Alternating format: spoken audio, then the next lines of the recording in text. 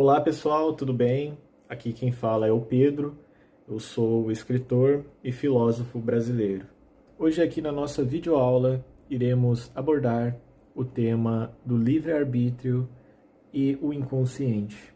E também a grande questão, que vem à tona no mundo inteiro, entre as pessoas, que é se realmente o livre-arbítrio ele existe ou não.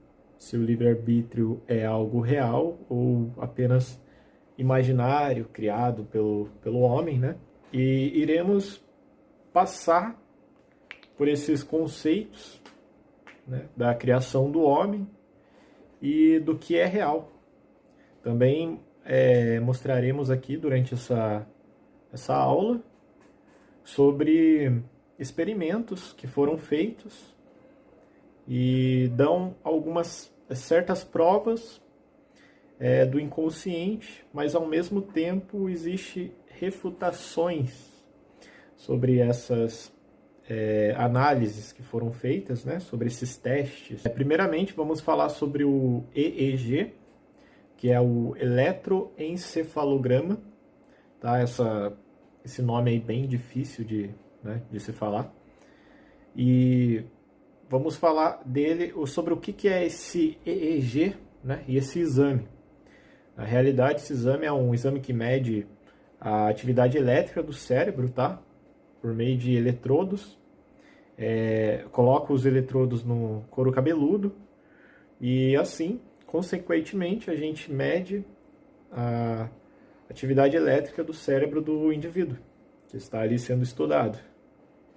Geralmente, esses exames são feitos para diagnóstico de epilepsia, estudo do sono, pesquisa sobre atenção, percepção, consciência, ok? E por que a gente está abordando esse tema do EEG? Vamos falar sobre Libet.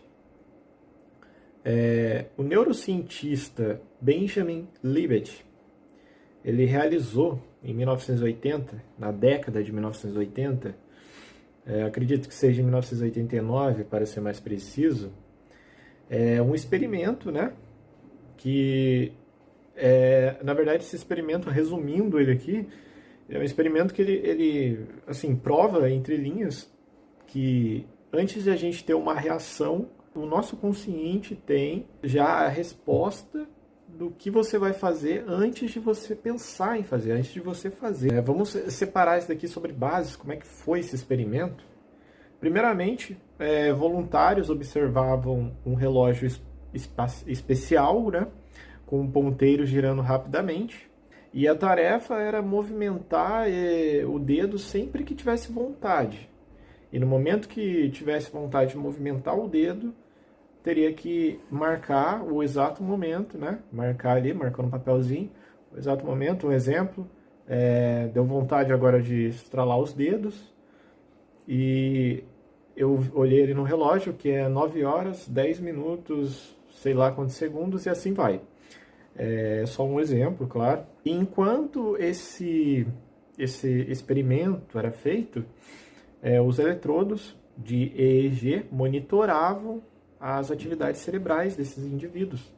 O EEG ele registrou um potencial de prontidão no cérebro dos indivíduos de 0,35 segundos antes da pessoa reportar que teve a intenção de agir.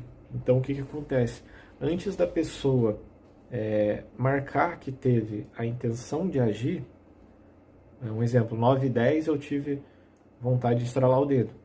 Mesmo eu não estralando, eu tive a vontade, eu marquei ali 9h10. 0,35 segundo antes, teve atividade cerebral, né? Foi constatado, do potencial prontidão sobre aquela vontade que o indivíduo ia exercer naquele momento, às 9h10. Em outras palavras, podemos dizer que o cérebro ele começou a preparar o movimento antes da pessoa ter consciência da sua decisão. O que podemos dizer antes da pessoa ter a consciência, ela teve o inconsciente agindo de forma, obviamente, inconsciente.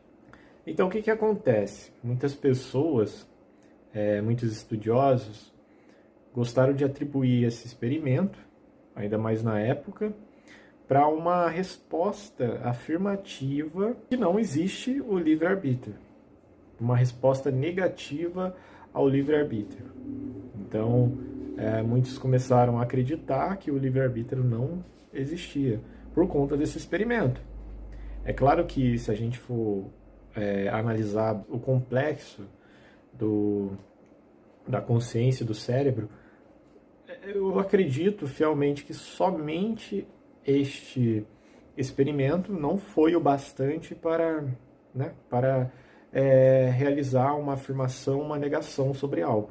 Também outros sugeriram que a consciência, mesmo ela tendo um inconsciente antes de ter o processo de vontade de algo, ela tem o chamado veto, o chamado livre-arbítrio negativo. Então, o que é esse livre-arbítrio negativo?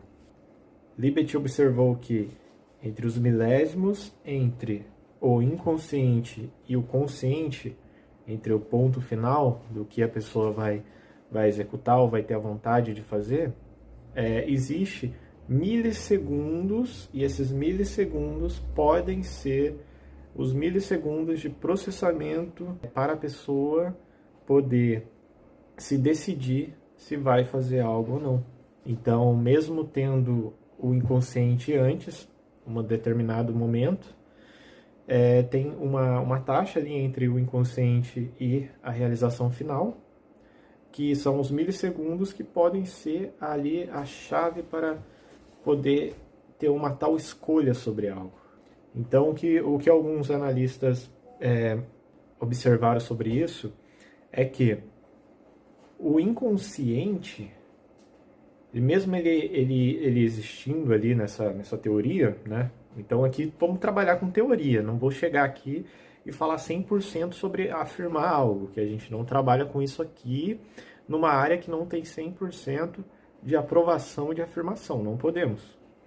Então o que a gente pode analisar é o seguinte: se existe entre o inconsciente e a afirmação final sobre algo, sobre uma vontade, sobre exercer uma vontade, sobre definir uma vontade, se existe os milissegundos sobre aquilo, então existe nessa área dos milissegundos o livre-arbítrio. E antes, mesmo o cérebro tendo o inconsciente sobre algo, sobre uma vontade, esses milissegundos podem ser a ativação no seu cérebro para poder exercer a definição final, para poder refletir sobre o que você vai fazer ou não, ou qual a vontade que você vai ter ou não, o que você vai agir ou não no final. Então, essa teoria também ela analisa que não só o experimento dos segundos anteriores que o consciente do consciente existe o inconsciente, mas ele também provou que existe os milissegundos, desculpa, os milissegundos que mostram que nesses milissegundos você pode ter a decisão final do que você vai fazer. Você pode analisar realmente o que você vai fazer. O seu cérebro, né, automaticamente, ele analisa o que vai fazer. Isso daí. Mas não tão automaticamente, porque aqui, nessa parada, nesse meio termo, né, que é o livre-arbítrio negativo, é chamado assim, nesses milissegundos que ali pode ser analisado um ponto de reflexão do seu cérebro, que você mesmo, sem perceber, mas conscientemente, não inconscientemente, você está já definindo qual vai ser a sua vontade, a sua não vontade, ou o seu agir ou o seu não agir. Já podendo dar continuidade no inconsciente, no consciente, nesse ponto, nesse meio de reflexão. Podemos também analisar uma outra experiência feita por Chong Song Sun. Na verdade, eu não sei muito bem como se pronuncia esse nome, mas vamos chamar ele só de Sun. Sun. Vai ficar assim. Desculpe a minha pronúncia errada, tá? Quem estiver vendo aí, me desculpe, me perdoe. Na verdade, foi esse indivíduo e colegas que fizeram um experimento, né, agora não com os eletrodos EEG, mas agora com o fMRI. O fMRI, nada mais, nada menos, ele mede as mudanças do nível de oxigênio no sangue ao longo do tempo. Ou você pode simplesmente pensar nisso como mudanças no fluxo sanguíneo. Mas, na verdade, é o oxigênio do sangue que ela é especialmente sensível. Nesse estudo feito pelo fMRI, né, com o fMRI, os sujeitos estavam em um scanner e sua tarefa era pressionar o botão esquerdo ou direito e sempre que quisessem, sempre que tivessem vontade, aperta o esquerdo ou direito, tanto faz, tá? E depois de muito treinamento, muita prática e leitura nesse experimento, leitura de exame de ressonância magnética, né? Isso é uma ressonância magnética, os cientistas conseguiram prever com alta precisão 7 a 10 segundos antes de pressionar o botão. Qual botão a pessoa pressionaria em seguida? Então, o que a gente pode dizer é que as atividades elas estavam sendo detectadas de 7 a 10 segundos antes do indivíduo apertar pressionar o botão esquerdo ou direito. Agora, vamos para o terceiro experimento. Neste terceiro experimento, podemos falar sobre Fried. Acredito que seja assim que se pronuncia também, me perdoa. Aqui nesse experimento foram usados eletrodos de profundidade. Geralmente, o que acontece? Quando uma pessoa tem epilepsia grave, ela tem o direito de ser tratada com medicamentos adequados, mas ocasionalmente optam por cirurgias. E para fazer essa cirurgia, parte do crânio precisa ser removida, tá? E para essa metade do crânio ser removida, eles precisam saber aonde a cirurgia tem que ser feita. Então, eles colocam grades de eletrodos no cérebro, fazem leituras e assim vai. Nesses estudos, se os sujeitos desejarem, eles podem participar de experimentos científicos, né, nessas cirurgias. E às vezes algumas pessoas concordam e esses experimentos são feitos, né, de medir as atividades cerebrais, né, durante esse momento. Tá, e para a gente analisar esse experimento feito, temos que eu tenho que alertar vocês que este é talvez o mais preciso experimento para saber a atividade cerebral de alguém, porque ele é diretamente no cérebro, tá? Então os melhores resultados de atividades cerebrais vão ser diretamente do cérebro. Isto é algo meio óbvio, mas é algo que vale a pena aqui realçar para vocês, tá bom? E também vale aqui avisar vocês que nesse estudo foi feito medindo o tempo W. E o que é esse tempo W? Esse tempo W é o tempo preciso da primeira percepção de intenção ou desejo de qualquer outra coisa. Tá? Então, nesses estudos que foram feitos nesses indivíduos, os cientistas eles foram capazes de prever 800 milissegundos antes do movimento muscular de uma janela de 300 milissegundos. Quando a pessoa gerará um movimento muscular. Vamos dizer assim, movimento aqui, o movimento muscular. Então, os cientistas eles foram capazes de prever em cerca de 80%, né, 800 milissegundos antes do movimento muscular, com 80% de precisão em uma janela de 300 milissegundos, quando esses movimentos muscular acontecerá. Então, 800 milissegundos é bem antes do tempo médio da primeira percepção relatada do desejo, intenção ou qualquer outra coisa. Então, mais uma vez, aqui, né, se formos analisar, temos aqui uma indicação de que as decisões e intenções são tomadas inconscientemente e as pessoas se tornam conscientes delas mais tarde. Agora vamos aqui, né, fazer uma análise sobre esses 3 estudos. E o problema desses 3 experimentos. O problema dos 3 métodos, ou seja lá como você quiser chamar. Esses 3 estudos, né, analisam o cérebro e os movimentos voluntários. A intenção deles é mostrar que nossas decisões conscientes podem ser apenas uma ilusão e o cérebro ele já toma a decisão antes mesmo de você tomar a decisão de algo, antes de você querer algo, de ter uma percepção sobre algo.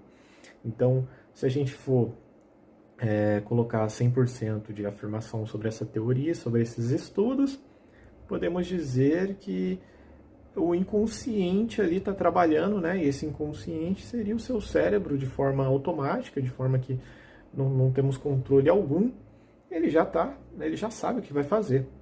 Então aí a gente entra naquela pauta de que o livre-arbítrio não existe.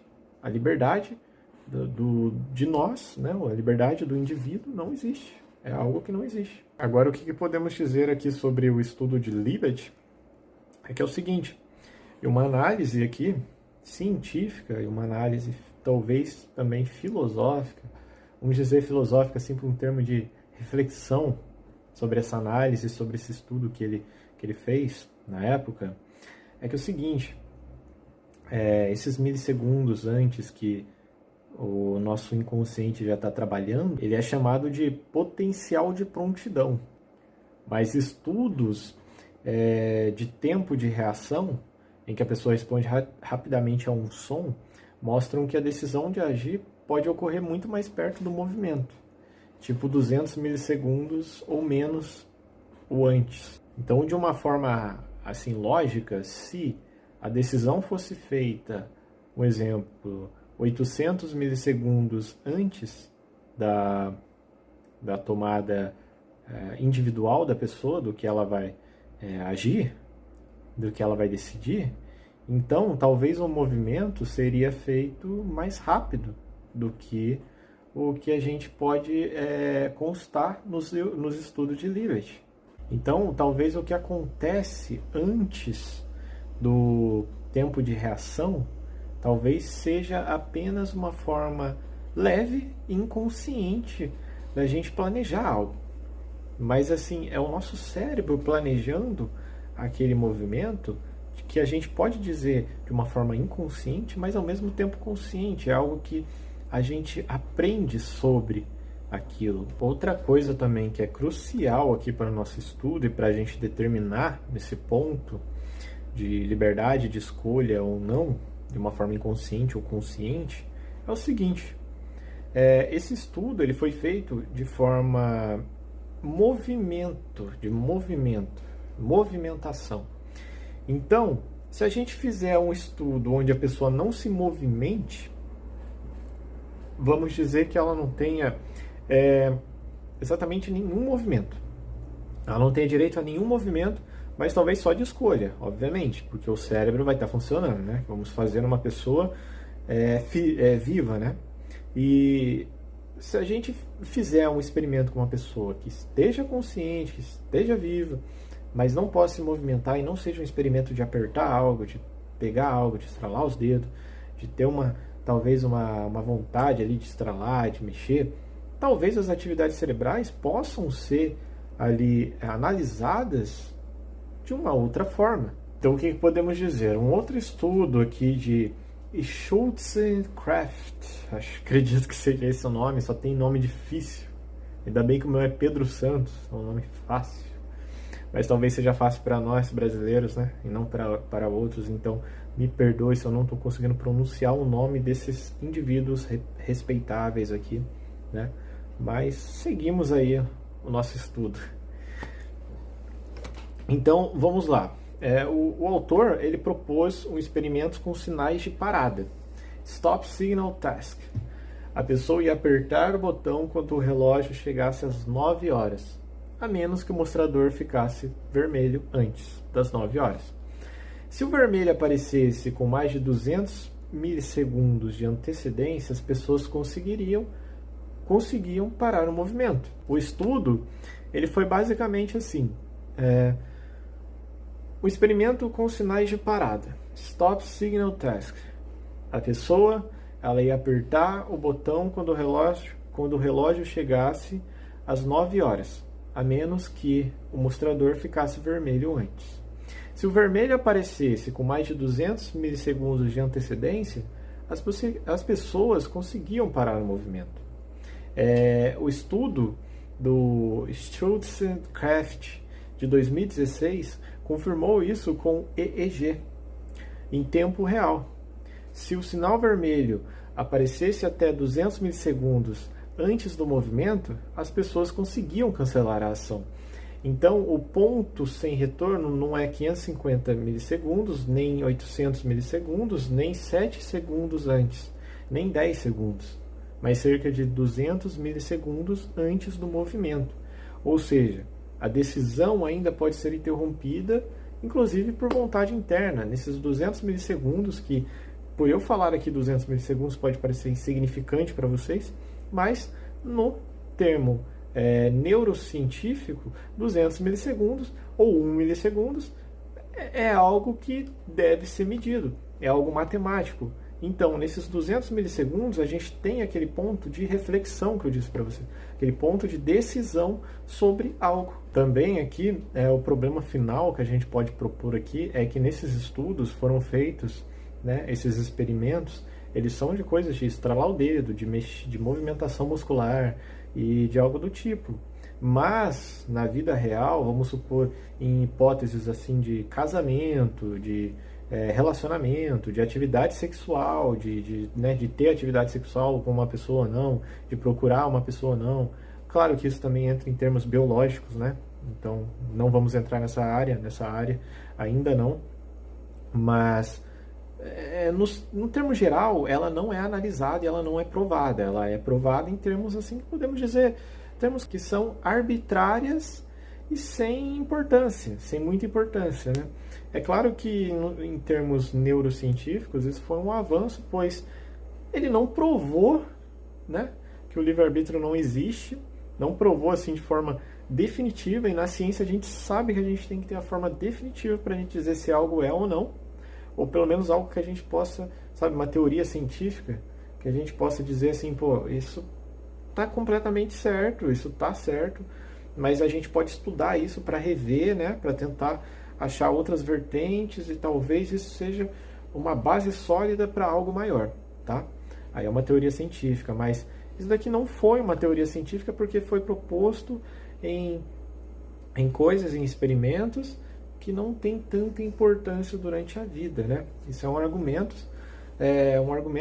de muitas pessoas, muitos estudiosos, que dizem que, né, em momentos assim, se eu vou casar com uma pessoa ou não, eu tenho horas, dias, meses, anos para pensar se eu vou ou não, para pensar nas consequências, né, nas coisas, se vale a pena ou não, entendeu? Isso é só um exemplo, claro, mas assim, é muito diferente de como fazemos decisões reais com responsabilidade, né, ou quando fazemos coisas involuntárias, assim, e isso também remete, né, uma reflexão, né, e a gente pode remeter essa reflexão do inconsciente de Freud.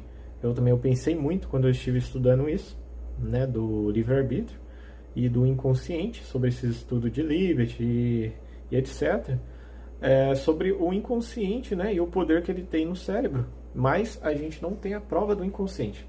Por quê? Segundo a ciência, segundo a neurociência séria, que estuda o cérebro seriamente, né, não partindo de doutrinas religiosas ou algo do tipo, que não se encaixa na ciência, na neurociência, em ciência alguma, temos que dizer que Freud e seu inconsciente não tem como eu dizer assim, está errado, 100% errado, né?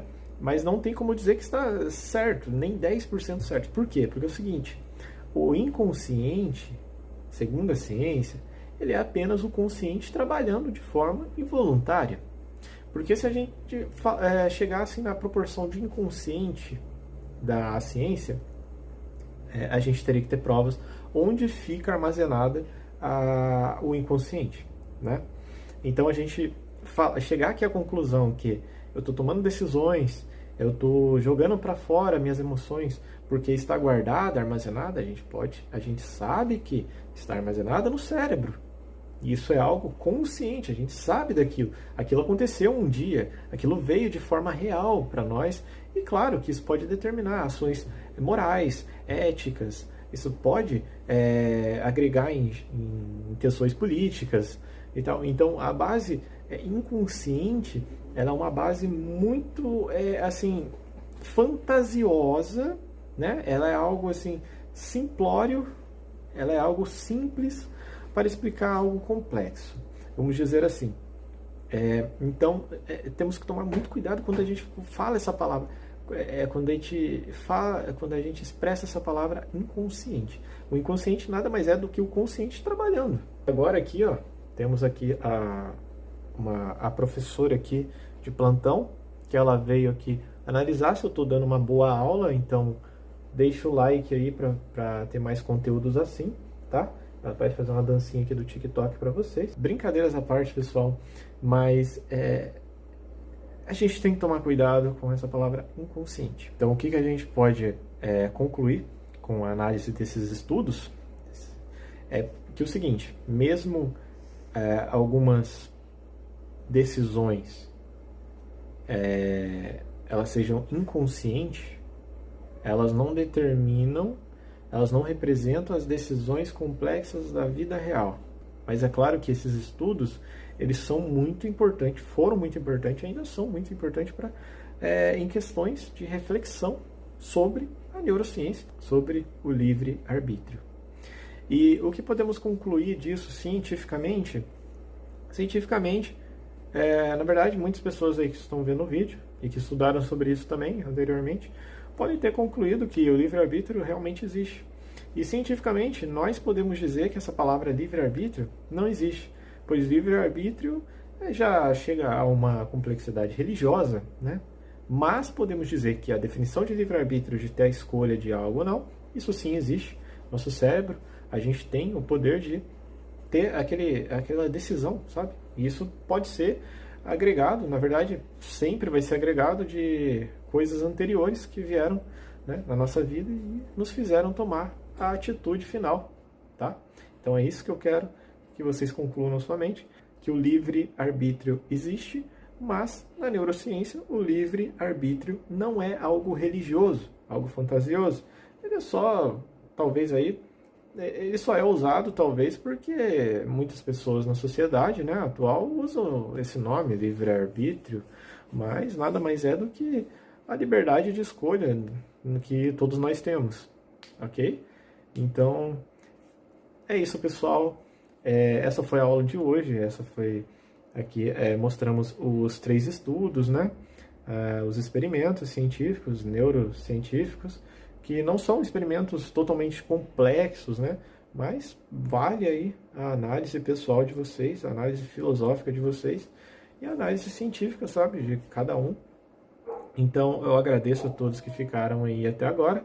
E mais uma vez aqui, ela veio dar tchau, porque ela já quer que eu vá dormir, né? Porque já é noite e eu tô aqui falando alto. Então, tchau, pessoal.